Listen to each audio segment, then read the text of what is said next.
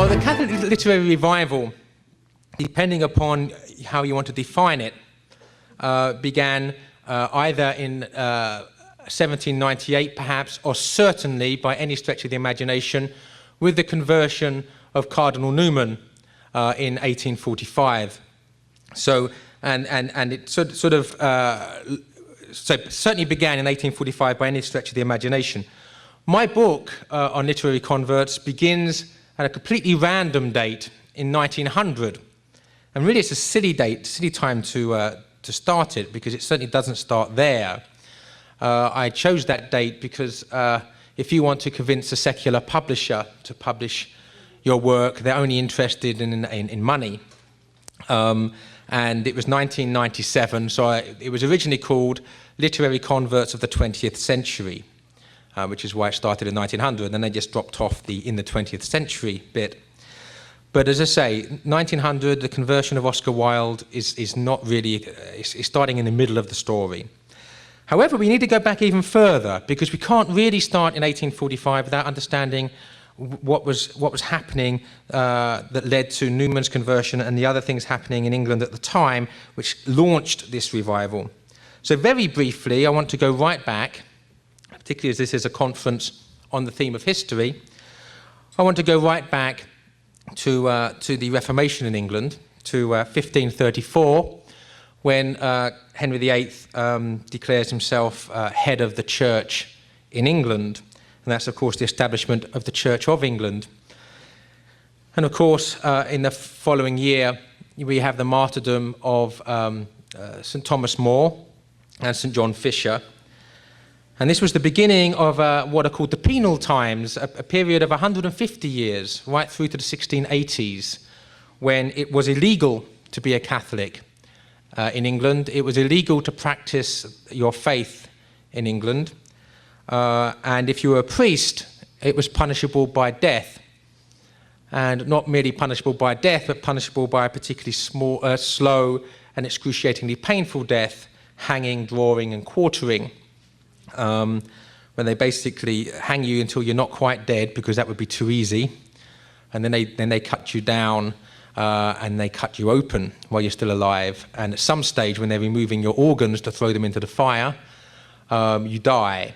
I suppose if you're particularly resilient, you hold on to the final climax, which is the removal of your heart, which is then thrown on the fire. So this was the punishment of the Catholic priests in England from the 1530s until the 1680s. There are now 40 canonized martyrs of England and Wales, and 85 beatified martyrs of England and Wales from that period. And yeah, this was a time of great religious turbulence in England, because you had on the one hand the Church of England doing then what it's been doing ever since, which is compromising all its principles for the sake of whatever is convenient. And it's always had within its ranks out-and-out Protestants and people that think at least that are out-and-out Catholics. And you had everything in between. And it's always been the case. William Laud became Archbishop of Canterbury, and he was an early leader of the High Church Party, the Anglo-Catholics. He was beheaded as the Anglican Archbishop of Canterbury for attempting to overthrow the Protestant religion. So very, very turbulent times. In the 1640s, it led to the English Civil War, where basically the Puritans, the Calvinists, under Oliver Cromwell, defeated the Anglicans, or the higher church Anglicans, under King Charles I. So we have this period of 150 years, and it doesn't even end there. Oh, thank you. It doesn't even end there, because you have the restoration of the monarchy in 1660. Things become a little bit easier for Catholics. But as I say, the last martyrdoms of Catholics were in the 1680s. And then beyond that, there was always this, they had the so-called Glorious Revolution in 1688, 1689, 1690, when James II, the legitimate King of England, was overthrown by William, Prince of Orange, who came into England with a mercenary army backed by wealthy merchants who were not over keen on the idea James II was known to be Catholic, of the prospect maybe of all this land that these people had gained from the church over the previous 150 years being given back to the church. So before that could happen, on the assumption it ever would, but before that could even possibly happen, they overthrow him. And then from that moment onwards, you have until the next 50 or 60 years, the Jacobites trying to get the true king back onto the throne of England, and that's finally defeated in 1745 at the Battle of Culloden, when the English army defeats the Jacobite army, mostly Scots, but many Northern English were Jacobites as well, the mainly Catholic army. And that defeat in 1745 seems to have sealed the fate of England, any hope of its Catholic faith being restored. So we have a 200-year period from 1534 to 1745 of this struggle for the heart and soul of England, finally defeated on the battlefield of Culloden in 1745. Except, of course, we're Christians, and we don't believe in final defeat, because there's always the promise of resurrection. But by the end of the 18th century, the Catholic Church was at its lowest point ever in England. The number of Catholics practicing their faith in England was down to just tens of thousands. But these tens of thousands are real heroes. They're what are known as the recusant families. And the recusant family were those that refused to go to Anglican services. Now in England, it was illegal not to go to church on Sunday, but it had to be the Anglican Church. If you went to anywhere else, if you were a Catholic or nonconformist, you were fined. So what many Catholics did was to go to the Anglican service so as to avoid the fine, and then go to secret Catholic masses to continue to practice their faith. But the recusants were those that even refused to do that. They refused to even go to the Anglican services and paid the fines. The fines were incremental, so only the really wealthy families could do this, and many really wealthy families became considerably less wealthy over the 200 years as a result. So these tens of thousands were a hardcore of heroes and heroines. But nonetheless, it looked as if England could be called a Protestant country. For many times, in Elizabethan times, when they were calling England a Protestant country, it wasn't. A very, very large number of the population of England were Catholics right through this period I'm talking about. But by the end of the 18th century, it had been largely defeated, except for this group of heroes. And what you have in the 18th century is an age in many respects of cynicism. The so-called Enlightenment, which in many respects should be called the Endarkenment if we were to speak English properly, and also was called the Age of Reason. And again, if we were to speak English properly, it would be called the Age of Nonsense. But basically what it was a period of religious cynicism, the growth of agnosticism and even atheism, and what I call really the period of the worship of the head, or the idolatry of the head, that everything can be explained up here or through empiricism, through science. And then you had, in 1798, which may be where you can say at least the beginnings of the Catholic literary revival began, you had the Romantic Revolution, if you like. And that was really heralded in England. And by the way, I'm only concentrating on England here. The subject becomes too huge if I was to take in France and Germany and Italy, etc. So this is the Catholic literary revival in England I'm talking about. And in England, in 1798, William Wordsworth and Samuel Taylor Coleridge, both formerly agnostic come atheist revolutionary supporters of the French Revolution and very anti-Christian, published their volume of poetry, Lyrical Ballads. And this really was a reaction against this idolatry of the head. Romanticism was in many respects the idolatry of the heart. It was reacting against this, with this. And of course the church talks about fides et ratio, faith and reason. The two are united. They shouldn't be at war. But what happened in England is you had the whole of society, at least intellectual society, veering towards this idolatry of the head. The Romantics reacted with this idolatry of the heart. However, the original two Romantic poets, Wordsworth and Coleridge, eventually, through their looking at aesthetics, at the nature of beauty, etc., discovered God. And both of them became practicing Anglicans, started going back to church. And in Samuel Taylor Coleridge's case, he really was, for the 19th century, the first third of the 19th century, exactly, or in many respects, exactly the same as Chesterton was in the first third of the 20th century. He even called himself STC, Chesterton called himself GKC, so you have these nice convenient acronyms for both of them. But he worked out that truth ultimately was to be found in its fullness in Orthodox Christianity. Now, he never became a Catholic, but then, you know, we have to be careful because Chesterton wrote Orthodoxy, a book which I defy anybody to describe as anything but Catholic, 14 years before he became one.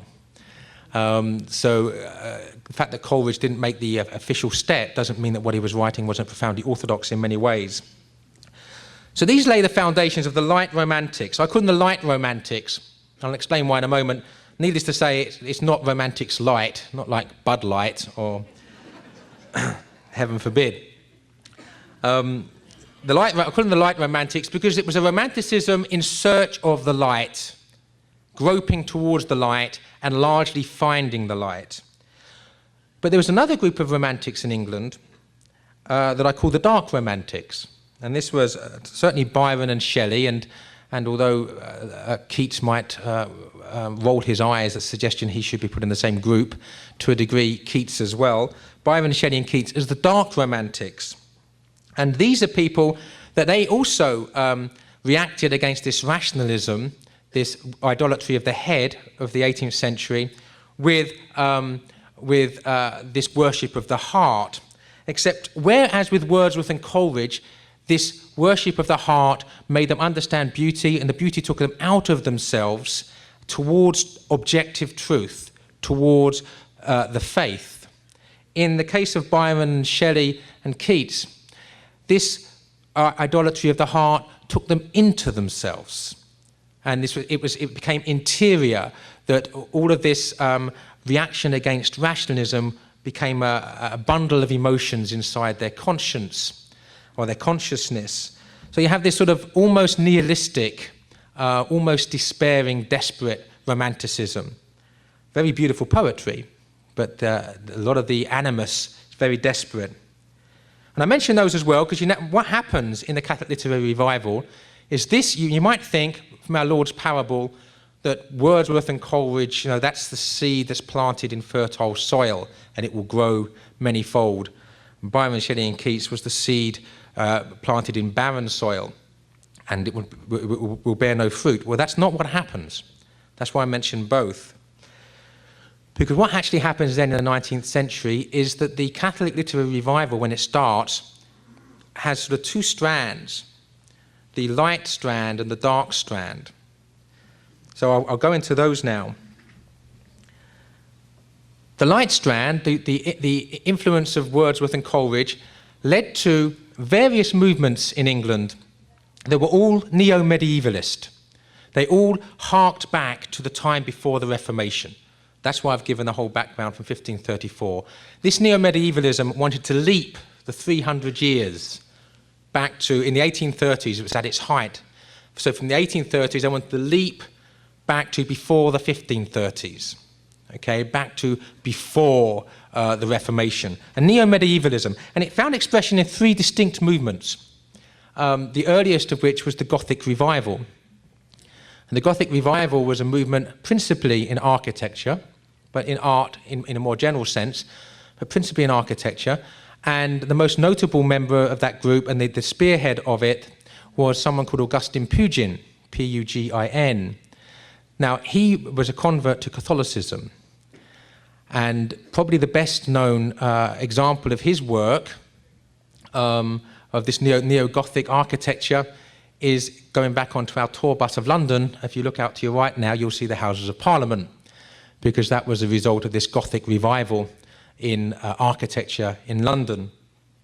But also Augustine Pugin, being a Catholic, in the 1830s was the time that for the first time in 300 years it was legal again to build Catholic churches in England. Now, there were certain restraints. They couldn't be prominent buildings, they couldn't have huge towers, and they mustn't have bells. You wasn't allowed to call the faithful to church. But if you were discreet, you could build Catholic churches. And many of the oldest Catholic churches, except for the ones that were stolen from the Catholic Church, which is most of them, of course, in England, all of those wonderful Anglican churches are, of course, Catholic churches that were just literally, the modern word for it is we were mugged.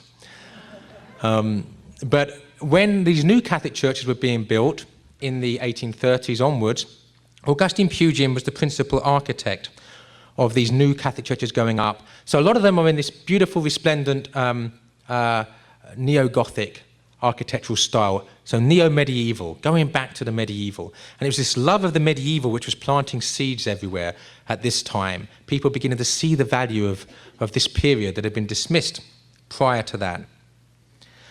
So then you had the Gothic Revival, and then the other thing that happened a little bit later, also principally in the arts, was the Pre-Raphaelite Brotherhood, the Pre-Raphaelite movement.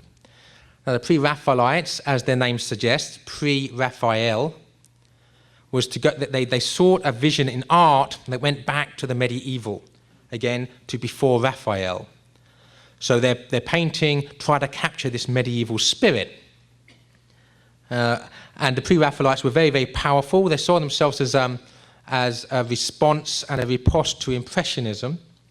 Now, Chesterton said about the Impressionists, I think in The Man Who Was Thursday, but it might be The Ball and the Cross. So, if any Chesterton experts out there, I'm sorry if I've got it wrong. That the Impressionism represented in art what in philosophy was this final skepticism and doubt about reality. This real skepticism. In other words, there were no definitions. It was all a blur. Now, I happen to like quite a lot of Impressionist art, and I'm not completely sure I agree with Chesterton as regards his analysis of the Impressionist movement, but certainly his analysis of Impressionist philosophy, the idea that there's no defined meaning to reality, is certainly true. But the Pre-Raphaelites were the opposite to this. Their paintings were brightly coloured, primary colours, very hyper-realistic with clear definition. So again, and it was meant to capture the medieval spirit. So you had this medieval revival basically happening in England. And then the third movement that arose out of this romanticism, this light romanticism of Wordsworth and Coleridge, was the Oxford movement. So the Gothic Revival, mainly architectural. The Pre-Raphaelites, mainly the visual arts, but also poetry. And then the Oxford movement, which was principally liturgy and theology. And the Oxford movement were comprised principally clergymen of the Anglican Church during the 1830s. And one of the three leading members of the Oxford movement was John Henry Newman, an Anglican clergyman. And the Oxford movement said that the Anglican Church had to become Catholic, had to be part of the Catholic Church. And that means that liturgy had to be Catholic. Its thinking had to be Catholic. So the only issue was the authority of the Pope. Everything else, they considered themselves to be Catholic. And Newman, in his own study of things, and this was, I think, which is what inspired Marcus Grodi to come up with the theme of this conference, came up with the realization that when you become deep in history, you cease being Protestant. So it's this study of history which made Newman realize that there was, the fathers of the church were responsible for succession, and the same church, the Catholic Church of the 19th century, was the same church as the Church of the Fathers. And through his study of history, he realized that. So in 1845, Newman becomes a Catholic. And And I say this is the definitive start point. You can look upon all the others as this is the things happening in England, this rise of medievalism that led to the Oxford movement that Newman was part of. But Newman's conversion in 1845 was the definitive moment, the start of the Catholic literary revival. And many people consider Newman to be one of the finest prose stylists of the 19th century. So we don't have time to discuss any of these figures at any great length, unfortunately. But the point is that both as a prose writer in the Apologia Pro Vitus Sua, his memoirs, his novel Loss and Gain, one of his novels, the two novels, Loss and Gain being one of them, and his poetry, that Newman is considered to be one of the greatest writers of the Victorian era, even by non-Christians. He just is a giant figure, and the 19th century produced many, many good writers, so that's a great compliment. Then Newman's influence led to, he actually received into the church the person who I certainly consider to be, and I know I'm not alone in this, the greatest poet of the 19th century, Gerard Manley Hopkins. Now, Gerard Manley Hopkins was received, by the way, this is just in case we have all these scholarly historians in the audience, that I've made no effort to check any of my dates before giving this, and they're all from memory, and I think they're all right, but this is I'm following a Chestertonian tradition here. G.K. Chesterton never checked any of his facts before he wrote them down. At least I checked them before I put them in writing. But here, these are memories. I think they're accurate, but forgive me if they're not. Chesterton, by the way, is a little anecdotal aside here. Chesterton was so careless of getting the facts right in his work. His long poem, The Ballad of the White Horse, which is about King Alfred the Great's defeat of the pagans, the pagan Vikings in England. It was pointed out to him that in his poem, this is a long poem, he said that the right-hand side of King Alfred's army faced the right-hand side of the Viking army. Now, unless the Viking army were running away, that doesn't make much sense. However, it says much about Chesterton that he didn't even bother to correct it for the second edition. So I'm in good company if some of my dates are wrong here. I think it was 1860 when John Henry Newman received Gerard Manley Hopkins into the church. And Gerard Manley Hopkins went on to become a Jesuit priest, and also, of course, to become one of the, if not the greatest poet, one of the greatest poets of the 19th century. Now, there's a trite phrase that's used far too often to say that someone is ahead of their time. And when you hear that, normally you should sneer heartily. However, if one person actually deserves that accolade of being ahead of his time, it's Gerard Manley Hopkins. Because none of his poetry was published in his own lifetime, and even his friends, Robert Bridges and Coventry Patmore, the latter of which was also a very important poet of the 19th century, who was a convert to the Catholic faith, who was very influential upon C.S. Lewis, and say he's a good poet in his own right. No time to talk about him beyond that. But he was a friend of Gerard Manley Hopkins, and Robert Bridges was another friend of Hopkins. And they sort of admired Hopkins, and they admired his poetry. And one of those two said to the other, and I can't remember which way around it was, that Hopkins's poetry is like priceless gems embedded in impracticable quartz. In other words, there's little teeny bits of it that are amazing, but the whole is just, you can't fathom it. So he was not understood by his contemporaries at all.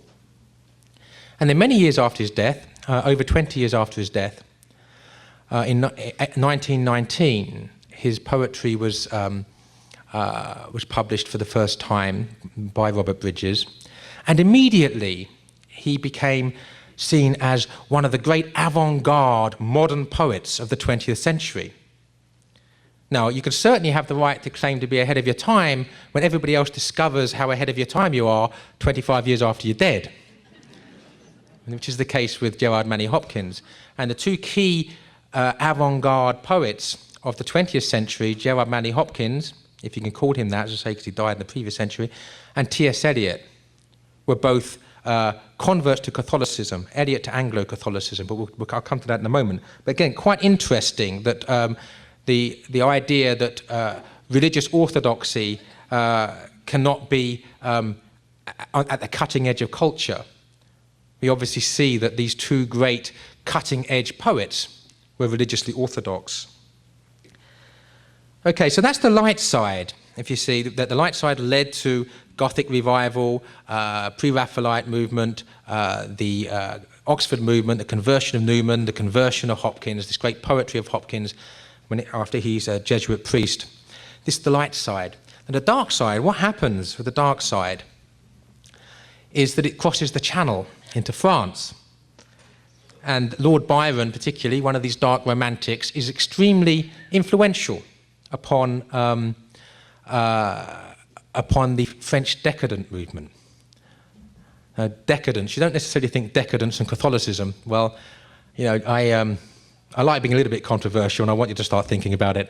But basically, the French decadent movement, the father of it was Charles Baudelaire, and the other two significant figures in it were Paul Verlaine and Joris Karl Huysmans. The first two were poets, the third was a novelist. But the thing is that what happened is that these Charles Baudelaire and Paul Verlaine and Huysmans took this dark romanticism of Byron and Shelley, this Byronic darkness, this Byronic decadence. But in France, this decadence was planted in a Catholic culture. So whereas Byron and Shelley, where England throughout the 18th century had become more and more agnostic and cynical towards religion, so their culture was not Christian. They just rejected Christianity. In France, what happens, this decadence becomes, in many respects, satanic. Now you think, well, surely that's worse. Well, I suppose it is. Except, you know, they say that the devil, the first thing the devil wants you to be is to stop believing in him. He can operate much more effectively and efficiently if you don't think he's there. But in one of, I think it was Baudelaire says, in one of his poems, or in one of his letters, that the devil is a Catholic. Wow. Seems a rather odd thing to be saying the Coming Home Network conference when... But what's Baudelaire saying there? He's saying that the devil believes in the real presence in the Blessed Sacrament. The devil obviously believes in God. The devil obviously believes in the Incarnation. The devil obviously believes in the Trinity. He hates it all. He's rebelling against it all, but he is not an agnostic. He's not an atheist. And this sort of rather warped logic, that's just an example to give you the sort of thing that Baudelaire was writing about in his poetry. In his most famous collection of poetry, Les Fleurs de Mal, was really Baudelaire's aware that he's committing mortal sin, and he's both disgusted with himself and yet cannot seem to bring himself to stop doing it. And someone said, a critic said, that after Les Fleurs de Mal, there's only two things left for Charles Baudelaire: the foot of the cross or the end of a revolver, i.e. penance and conversion or suicide. Baudelaire, pleased to say, on his deathbed, became a Catholic, was received into the church. Paul Verlaine became a Catholic, living a very decadent life before that, became a Catholic, and wrote some wonderful religious verse in a volume called Sagesse, for instance, wisdom. And again, but still continued to struggle with alcoholism, still lived a rather dissolute and desolate life. and died in garret poverty in Paris, but maintained and retained his faith. And then Joris Carl Huysmans, the novelist, became very, very influential with the publication of his first novel, À rebours, which was translates basically as Against the Grain or Against Nature. And this novel was, satanic's not too strong a word. The hero of the novel just wants to experience everything. There are no limits. And so the novel goes through all this. And at the end of the novel, when he's done everything to just gratify his desires, at the end of the novel, he is suffering from ennui, from boredom, from desolation and desperation, and begins to realize that it doesn't matter how much he lives a life of debauchery and self-gratification, his life is empty. There's no joy. Ultimately, there's not even any pleasure, because the pleasures he seeks are just transitory. They come, they're gone, and then he's back to his desperate situation. And then the second novel, it's a series. Second novel is called Là-bas, Down There. We see the same person in Paris in the 1880s,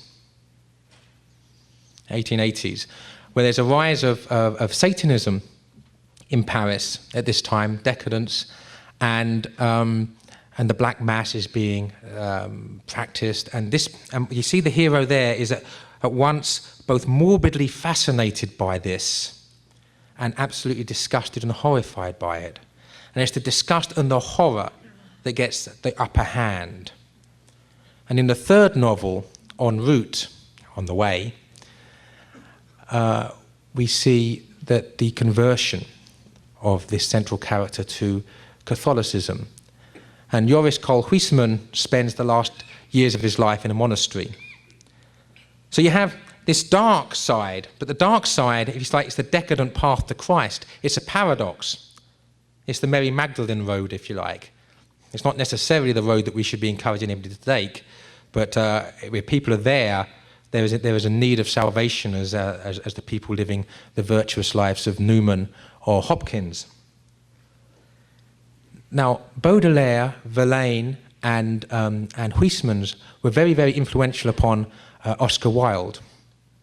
And Oscar Wilde, somewhat perversely, and this surely has to be perverse, on his honeymoon, after getting married in Paris, what does he do? Well, he goes out and buys À rebours, the first and most decadent and satanic of Huysmans' novels, reads it on his honeymoon. It's bizarre. That's the best thing you can find to do on your honeymoon. There's something wrong with you, that's all I can say. And he reads it, and he becomes completely fascinated by this book and doesn't escape from it. So that over 10 years later, when he writes his own novel, The Picture of Dorian Gray, he says that Dorian Gray had been poisoned by a book. And this was Wilde's own reference to his own being poisoned by this book. So Wilde brings the French decadence back over the Channel to England, and the English decadence are perhaps the most prominent literary movement of the 1890s. I don't have too much time to talk about it, except that Wilde's work belies his decadent reputation, and particularly The Picture of Dorian Gray.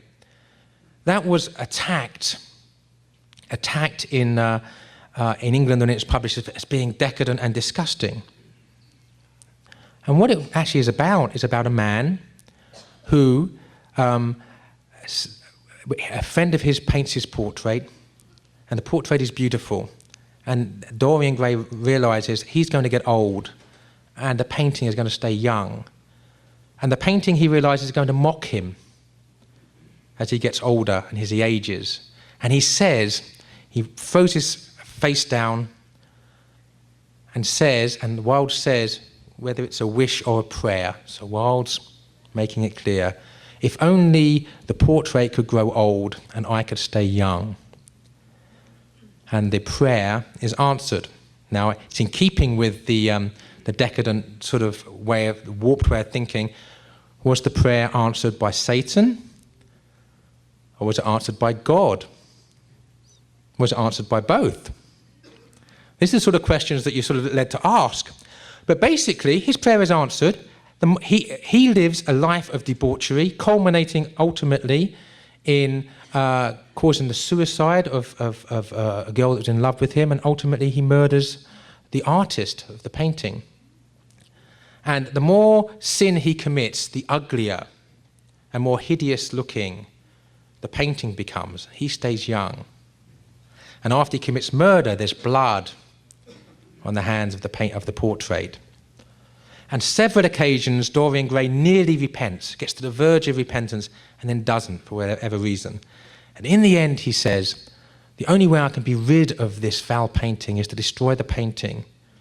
When I destroy the painting, I'll be free to then live a life of debauchery without this thing reminding him of his soul life, if you like. It's the portrait of his soul, and Wilde uses those terms. And when he goes up, he goes to stab the painting, and they hear a scream, and when they break into the room, they see a beautiful portrait and an ugly, deformed man dead on the floor. So, of course, the moral is that when you try to kill your conscience, you kill yourself.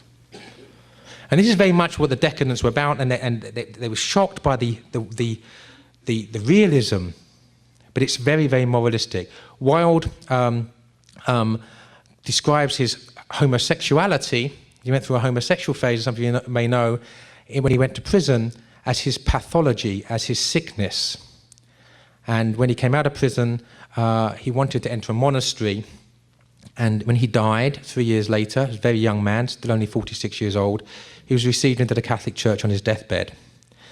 Now, the other decadents, English decadents, Lionel Johnson, Aubrey Beardsley, John Gray, who was supposed to be at least the physical model for Dorian Gray, and Ernest Dowson, these key English decadent writers, poets, and Aubrey Beardsley, an artist, all became Catholics.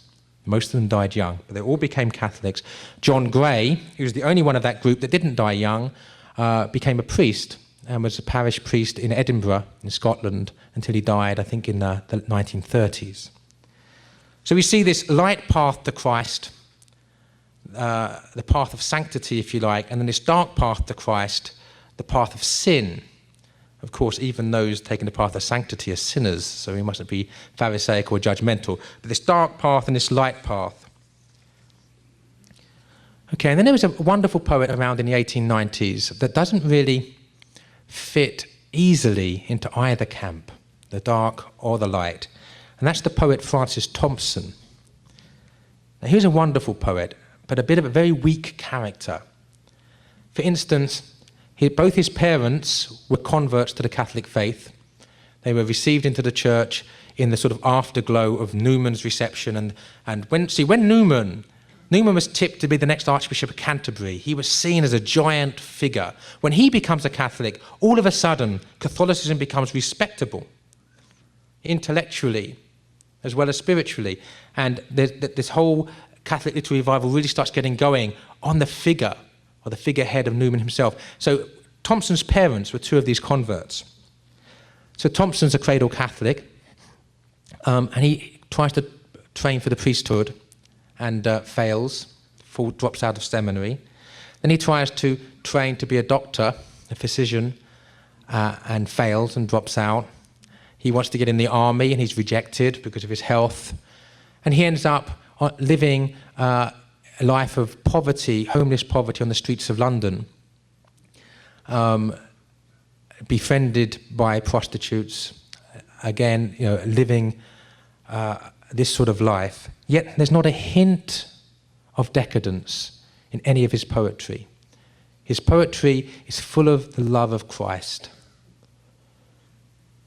And his most famous poem, some of you may know, is The Hound of Heaven. And basically it's about a man trying to escape Christ throughout his life, and he runs everywhere, inside his head, everywhere in the world, into one sin after another, trying to escape Christ. but Christ is just walking up behind him. It doesn't matter how fast he runs, Christ is still walking up behind him. The Hound of Heaven is Christ. He's hounded by heaven. And eventually he's saved from opium addiction and goes into a monastery in England and writes some of his best poetry there. And then we move into the 20th century, and this is where, with about 10 minutes left, I start sounding like a horse racing commentator. I have 20 minutes? Okay. You're saved. Except for those of you that are fed up already, that are going, oh, no, another extra 10 minutes.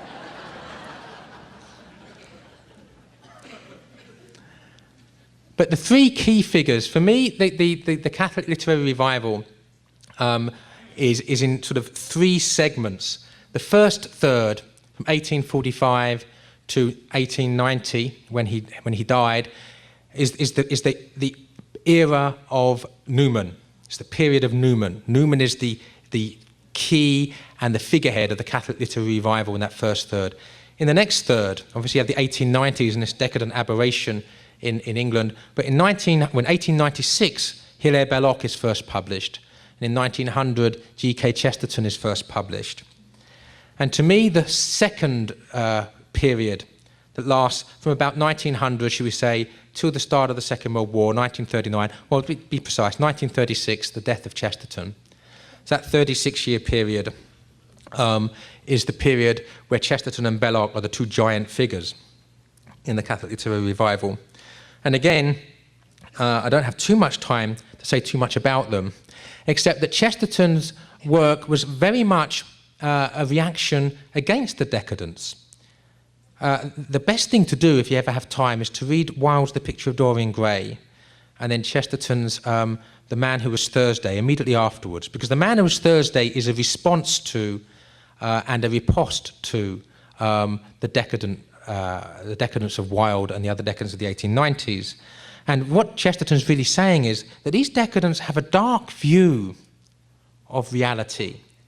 They see reality as somehow morbid, as evil, as warped, as deformed. And the light, if it exists at all, is difficult to find. Chesterton was the complete opposite.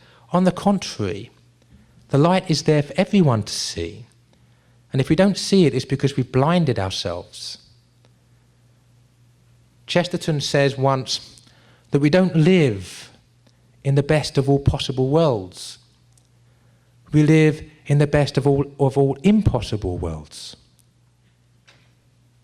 Because you think about it, this world is not possible. It's impossible. God has brought it into being and keeps it in being miraculously. So the key thing with Chesterton is that this robust defense of the light. So he very much on the side of the light side of this revival. Belloc almost single-handedly took on the distorted view of history with which English people are brought up. Now they say that history is written by the victors, and that's certainly true.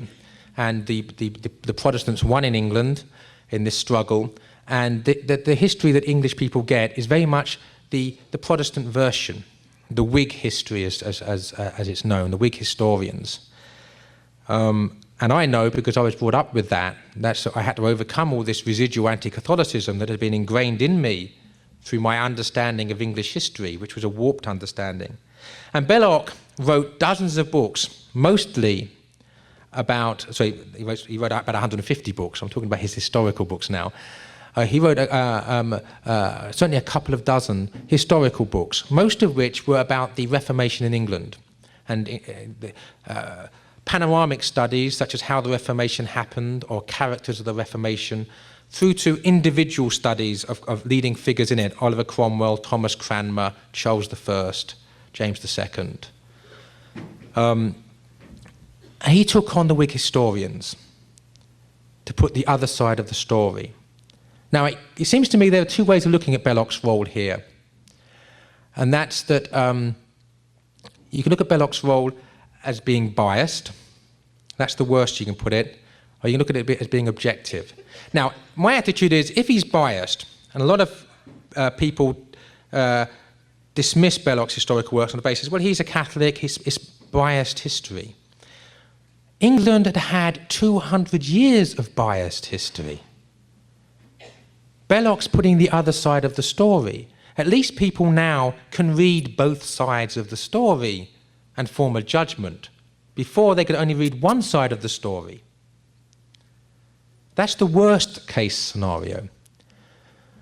But Philip Guardiola, who is a leading historian of Belloc's generation, not a Catholic, considered Belloc a major historical figure and asked Belloc's advice in his own work.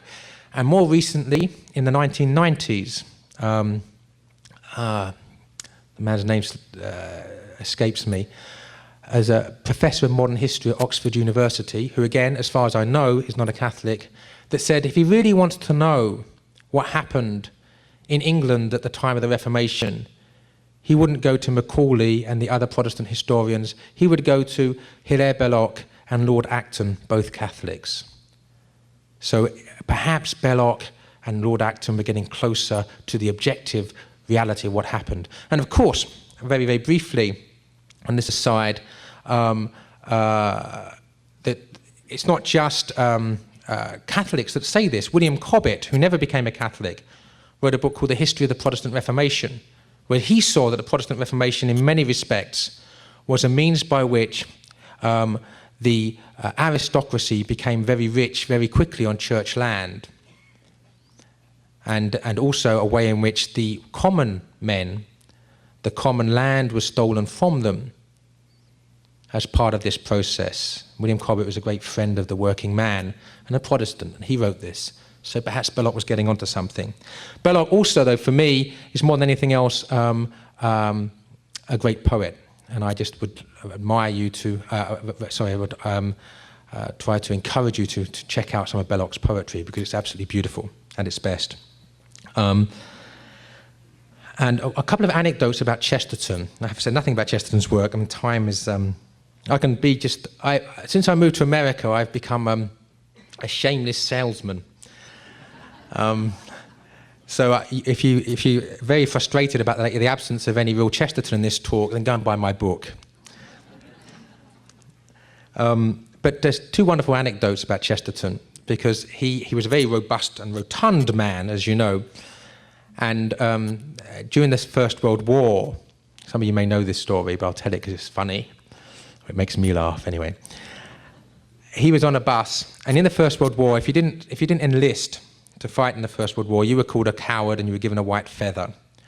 Chesterton's sitting on the bus, his corpulent figure sitting on a bus, and this woman comes up to him and says to him, "Sir, why are you not out at the front?" He says, "Madam, if you go round to my side, you will see that I am."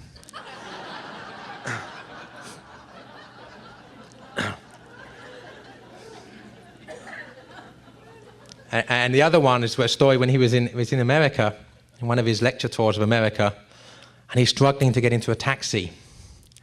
And the taxi driver's trying to help him get into the back of the taxi, and he's having difficulty getting in. And the taxi driver says to him, "Sir, why don't you try to go in sideways?" And Chesterton says, "Sir, I have no sideways."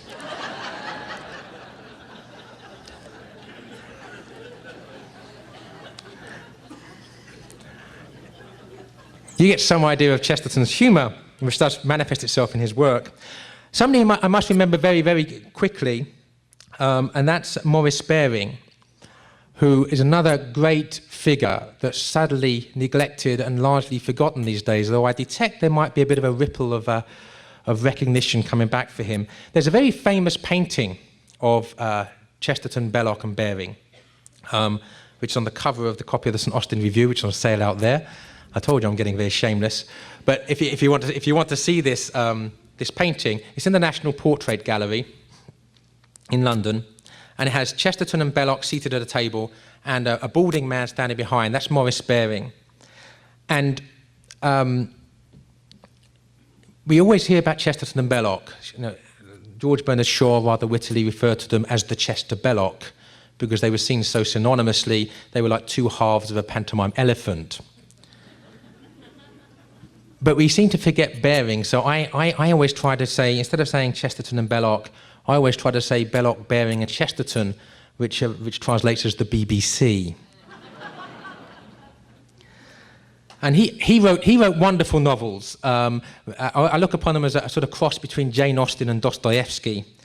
That set you thinking, isn't it? Some of you are probably thinking, heaven forbid. I'm not saying he's as good as either, but they are really, really good. He spoke many languages, including Russian, and spent a lot of time in Russia as a diplomat. And his novels, sort of a bit like a game of chess, like a Russian novel, they take a long while to get going. All the pieces are put in place, but it's worth the wait, as it were. R.H. Benson, I must mention very, very briefly. He was the son of the Archbishop of Canterbury, so when he became a Catholic, it was probably the most shocking conversion since Newman, when R.H. Benson became a Catholic in the first years of the 20th century, because obviously the Archbishop of Canterbury is the top figure in the Anglican Church, apart from the monarch. So it's very shocking, but he wrote some wonderful novels. And I would just mention about 3 of them here. Lord of the World, which is now back in print, which to me is a far more prophetic work of science fiction, if you want to call it that, than 1984 by George Orwell, or even things like That Hideous Strength by Lewis, because it talks about a creeping secularism that makes religion illegal by the back door. Not a really harsh, brutal totalitarianism, but a creeping secularism. And he wrote this in the first decade of the 20th century, so 100 years ago. He also wrote historical novels about the Reformation period, Come Rack, Come Rope, which is about the life of someone who becomes a priest in the Penal Times, and how he, wishing to spoil the novel for you, how he ends up being martyred at the end. But a great novel based loosely on the life of St. Edmund Campion, apparently. And another book, Richard Raynolds' Solitary, which captures the religious life of medieval England. So I admire you, at least I admire you. If I believed in Freud, I'd be worried. And I must mention Ronald Knox very briefly. There's just so many people here. But Ronald Knox, again, he was the son of an Anglican bishop as well. The Bishop of Manchester becomes a Catholic. And he was seen as a genius. He was president of the Oxford Union, a great poet that could write poetry in Greek or Latin or English or other languages. And he never really, in many respects, never fulfilled his potential. And I think the reason for that was that he said, one of my favourite sayings, he said there are 2 types of Catholic. He said there are the hooks and the crooks. He said the hook of the fisherman and the crook of the shepherd. And he said, I'm more of a crook than a hook. So in other words, he was more interested in being a good priest and looking after his flock than in winning converts to the faith, which is why I think he didn't feel a great need to write books after his conversion. In fact, the main literary work was the translation of the Bible into what he hoped would be a timeless English. And then we have, again, in the 1920s, we have T.S. Eliot. I say, in the 1920s and 1930s, Eliot and Hopkins were the 2 leading poets. Eliot writes The Wasteland. And I could spend an hour and a half talking about The Wasteland. You'll be pleased to know I'm not going to. If you are unlucky enough to sit in one of my classes at Ave Maria, when I'm doing 20th century literature, you can have about 4.5 hours on it if you like. But basically it's a profound poem, and it was seen at the time as being ultra decadent. This was the real new anti-religious poetry that was iconoclastic. It was great. Sort of the punk rock of poetry. And that's how they saw it, but it's because they all misread it. Because what we see here is Eliot, he's attacking modernity for being corrupt, for being decadent, for being nihilistic, for having a death wish, for being death. It's the culture of death, the culture of the desert. There's no life. And it's the imagery of water throughout. It's the imagery of baptism, the imagery of life. And it ends with hope. It ends with the peace that passeth all understanding. And then 6 years after the publication of that poem, Eliot becomes an Anglo-Catholic, a member of the Church of England, but the high Catholic part of it, Catholic in inverted commas. But why did T.S. Eliot never become a Catholic? Well, it was the Jacques Maritain, the French Thomist, said that the reason that T.S. Eliot never became a Catholic was he used up all of his power of conversion when he became an Englishman. But again, probably the finest poet of the 20th century, finest poet of the 19th century, finest poet of the 20th century, orthodox thinkers. The greatest novelist, I think, of the 20th century was Evelyn Waugh. And the greatest novel, in my opinion, was Brideshead Revisited. I would add, I don't consider The Lord of the Rings to be a novel. And again, he was received into the Catholic Church in the 1930s. And in many respects, he's the prose equivalent of what T.S. Eliot's doing in poetry, attacking modernity and seeing the church as the only hope for modernity, the only hope for the world, for the modern world. What T.S. Eliot's saying that in verse, Evelyn Waugh saying the same thing in his fiction. His novel, A Handful of Dust, the title's even taken from a line in The Wasteland by Eliot. And his novel, Brideshead Revisited, he says that the purpose of the novel, the inspiration for it, was to show the workings of divine grace in the lives of a group of very different people. And I think he achieves it immensely. And then the third section of the Catholic Literary Revival, which gets about 2 minutes, is, I think, the two key figures there are Tolkien and C.S. Lewis.